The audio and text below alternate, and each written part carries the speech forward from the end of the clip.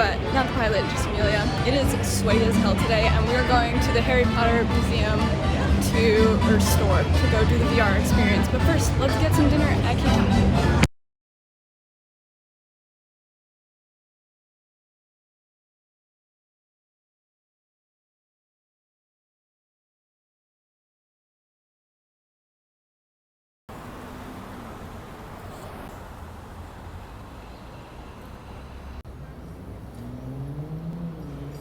So I just had lunch in KTown. I'll link down below what restaurant I went to, but I went to the Gallery 32, which is like a food gallery, and I got Bibim Naengmyeon, which is like cold noodles.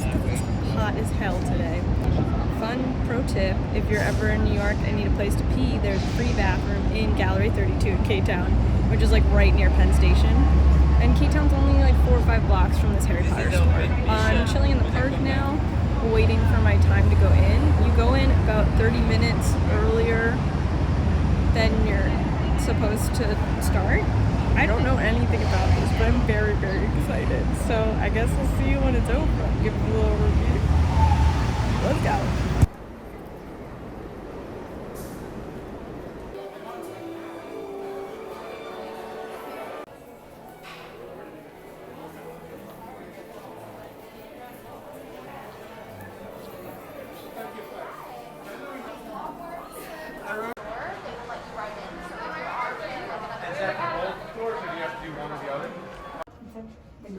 All right.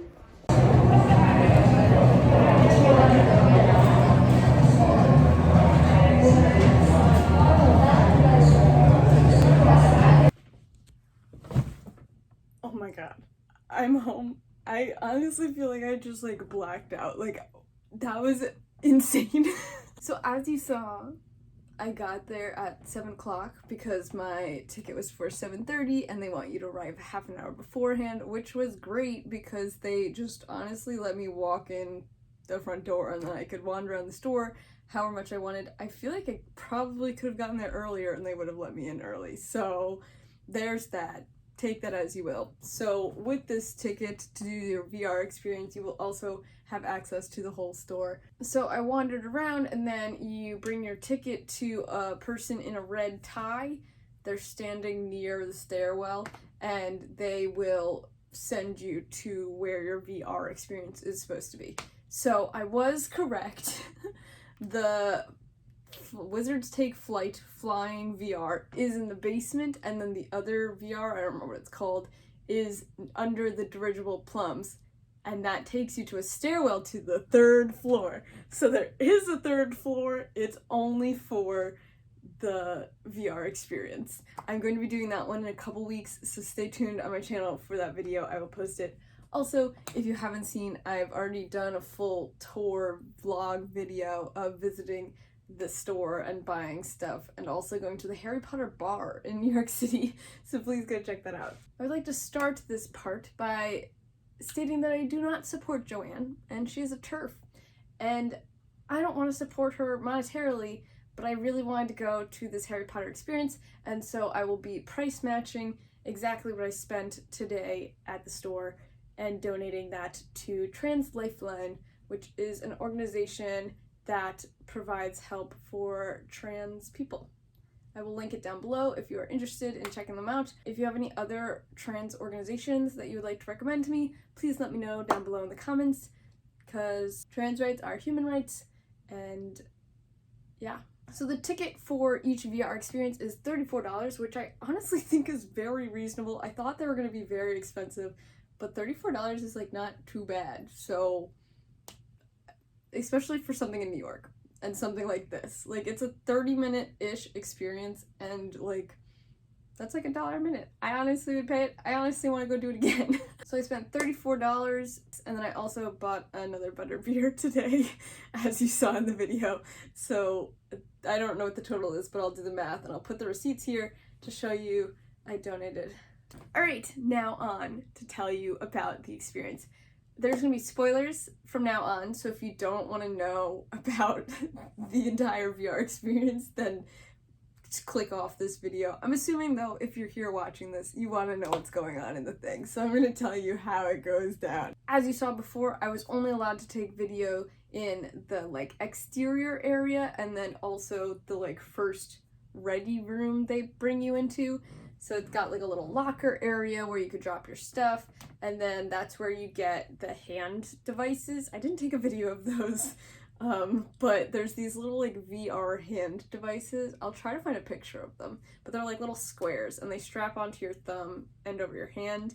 And so you get one for each hand. And then in that room you chat with the like person who runs it, and they explain to you how the whole thing works. They explain how to use your wand and all that. And also they ask you your Hogwarts house and what avatar you would like to have. So obviously there's 4 Hogwarts houses you could choose from. I'm a Gryffindor, so I said Gryffindor.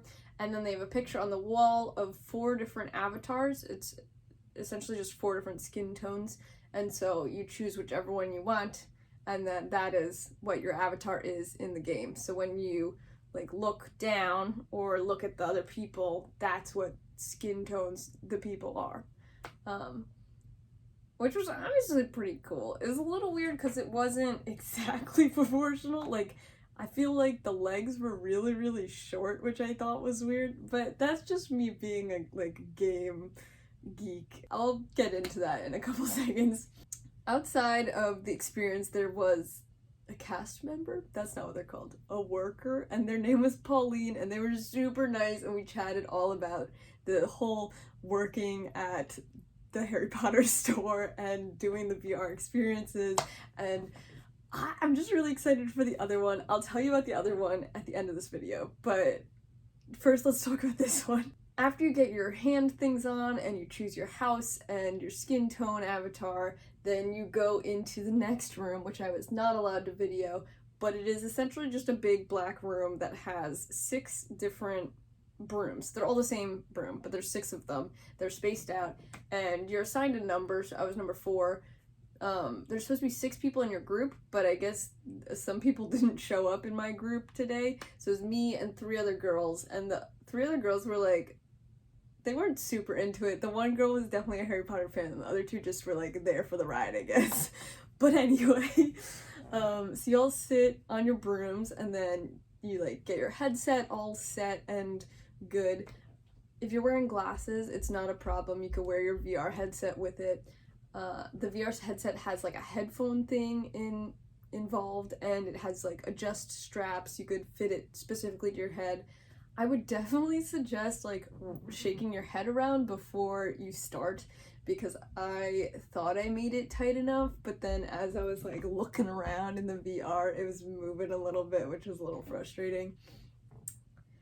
So you get your headset on, and you have your hand things, and you sit on this broom, which is so cool. It has sort of like a bike seat scenario going on, and then the broom is in front of your legs, obviously, and then there's also like stirrups sort of to like rest your feet on. And then there's also a wand that's in front of you on your right hand, so that's a little like specific for right-handed people. I'm sorry, if you're left-handed, you could probably move it and they'll be fine with that. But it was on the right-hand side in this sort of wand holder, and so you're in the VR thing, and it starts. It's just so cool. Oh my god. So you're sitting on the broom, and the way the broom works is you could pull up to go up higher, or like lean forward to go down, and then obviously you could lean left and right, and that will like move you left and right. I didn't immediately figure that out. So I went in circles for a little bit until I realized that if I leaned, I could move. Anyways, it also doesn't like change speeds, which I was sort of annoyed about. Like, I wanted to go fast, and you can't go fast, you just go like 1 speed, I think. I don't know, like I tried leaning forward and that didn't really do anything different. It's not like slow, but it's not speedy, and I wanted to be fast, you know? Anyways, so you're all on your broom, and you're in this sort of like dungeony looking place with these big doors, and you're sitting there next to the other people that you were with. So you can like look over and say hi, and then you're on your broom and the doors open and you're let out into the Hogwarts grounds, which was so cool. However, it's like not great digital technology. Like, I just thinking about Breath of the Wild is such a beautiful, stunning game. Almost photorealistic, you might say. There's a lot of games out there that are pretty photorealistic. This looks like they made it in like Scribble or something. What's that thing called? MS Paint. It looked like they made it in MS Paint. Like, I don't know what these gradients were, but I don't know. It sort of looked like Hogwarts, I guess. It was cool though. It was really, really cool. Don't get me wrong. I was disappointed in the graphics, but that's like me being an art nerd and like liking video games. So it was very cool though. Like, don't get me wrong. You're on a broom and you're flying, and I cried. So there's that. So you're out in the Hogwarts grounds and you can fly around, and I was going in circles, as I said. So I was just sort of doing this loop that was like over like the Quidditch pitch and some mountains, and then back, and the castle's over here. And then I looked over and I saw one of the other girls was like over there, and I was like, how the hell did she get over there? And then I realized you could turn. So then I started turning, and I wanted to go to the Whomping Willow because, you know, but then the like game started. So I want to say we had like, I don't know, maybe 5 minutes to like figure out how to work the thing. They don't exactly explicitly tell you, but it's very intuitive. Obviously, you lean forward, you lean back, you lean left and right. That's how it works. It makes sense. I am just dumb, I guess. So the game starts with Dobby landing on your like broom, in your front of your broom, and I screamed. It was very startling and scary. I really like to think about, there was 2 other like employees in the room, like making sure everything was like running properly and stuff, and the person I was talking to before I went in was like, oh my god, it's so much fun to see like people experience it because we get to watch you guys. And I was like, great. So I hope the employees that were in my session enjoyed the show, I guess, because I feel like I was crazy.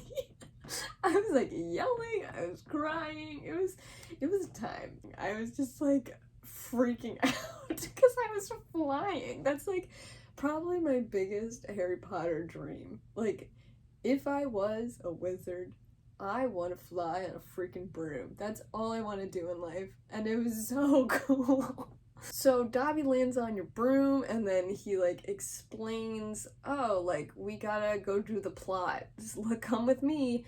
I honestly don't know what he said, but all of a sudden we're apparating. It was just like, and then they're blowing air on you, and I was just like, this is weird, I don't like it. And then you land and you're in the streets of London. I really don't know, like a little back alley.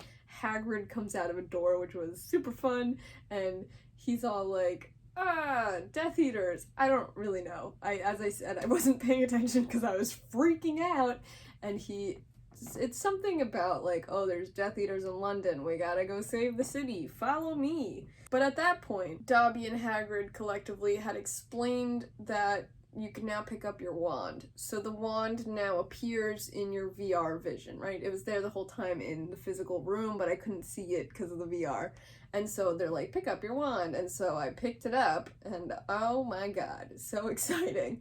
The way you shoot the wand is you have to like bring your hand back to your shoulder and then go like this. It's just sort of like a casting motion. Like, that's how it picks it up. So you're holding the broom with one hand and you're shooting with the other. And I mean, you could shout the spells or whatnot, but it doesn't make a difference. I tried saying different spells to see maybe if it was like a super smart technology, but it's not. So it's just sort of stupefy over and over again. It was like a red spell. I don't know. Pretty cool though. So we're sitting there, and Dobby and Hagrid are kindly explaining to us how to use the wand, how to do stuff, and me and the 3 other girls are just sitting there, and then I was like, I wonder if I could use this now. So then I shot a barrel and it exploded, and it was so cool. So then I'm shooting everything, and the other girls are shooting stuff too, and it was so cool. And you could shoot Dobby and Hagrid, but literally nothing happens. Sort of disappointing. Yeah, but I wonder if there's other things that you could shoot in the room that like did stuff, but there was this like, it wasn't a barrel, it was like a box and a chair, and I could shoot it and it like opened, but nothing like came out of it, but it was like interactive, so I was excited. And then it starts, so now you're starting the game, and so you like rise into the air and you're flying over the rooftops with Hagrid. Dobby's nowhere to be seen, I don't really know. And so you're following Hagrid, and he's like your game guide, so you just need to like follow where he is, and I sort of lost him, to be honest. And then Death Eaters are just sort of flying in or doing their like smoky apparition thing, and then you shoot them and they like explode or whatever. And they're shooting back at you, and you gotta avoid the buildings, and you see Big Ben and the London Eye, and you're over the water with the very cool, and then it starts to rain, and you can feel the rain.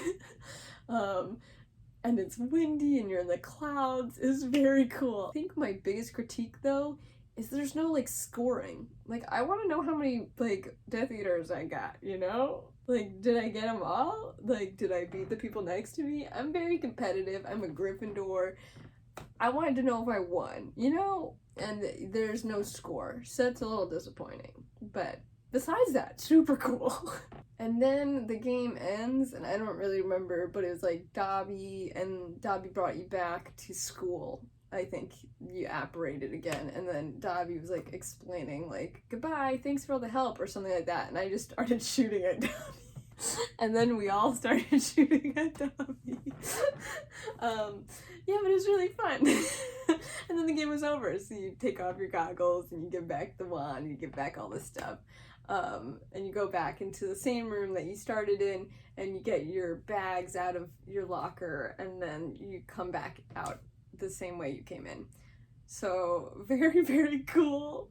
It was cool. It did only take about 30 minutes, though, I want to say. Like, it didn't take that long. I think we went in at 7:30, and I think we came out at 7:37 or something like that. So it's a very specific, like, you play through the thing and then you're done. Like, game over, you leave. As I said, I was chatting with the person who was, like, running the thing today, Pauline, and they told me that the other VR experience is more like go at your own pace, so you could take longer, but I'm assuming there's a time limit. Like, I'm assuming they don't just let you chill there all day, otherwise I'm never leaving. So it sounds like the other one sounds amazing, and Pauline said that they liked the other one better than this one, because I asked, of course, I was like, which one do you like more? Because I was more excited for this flying one than I was for the other one. I was like, oh, it's like just walking around a castle, like, who cares? But now, the other one sounds amazing. You get the VR hand thingies again, you get a VR wand again, you get the VR goggles. I think Pauline said VR shoe things, and then also a VR backpack. I don't really know what that means, but I hope it's not too heavy because I have back problems. And then you enter through the dirigible plums area, and then you go upstairs. So the whole third floor is just dedicated to this VR experience. And apparently you just walk, like you just walk around the rooms in VR though. And I'm very excited for that. That's so cool. And it sounds like it's in Hogwarts, so I think I'm just gonna like probably sob. I don't know. I hope we're allowed to take as much time as we want, because I feel like I'm just gonna be like, look at the walls, look out the window, I'm at Hogwarts.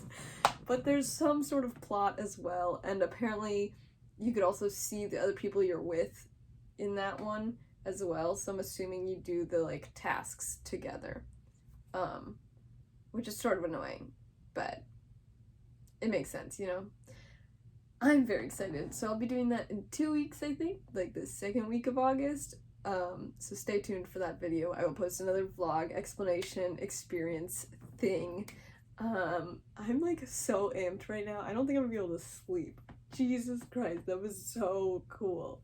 And then afterward, obviously, I got some butterbeer at the butterbeer bar. They still only have normal butterbeer and ice cream.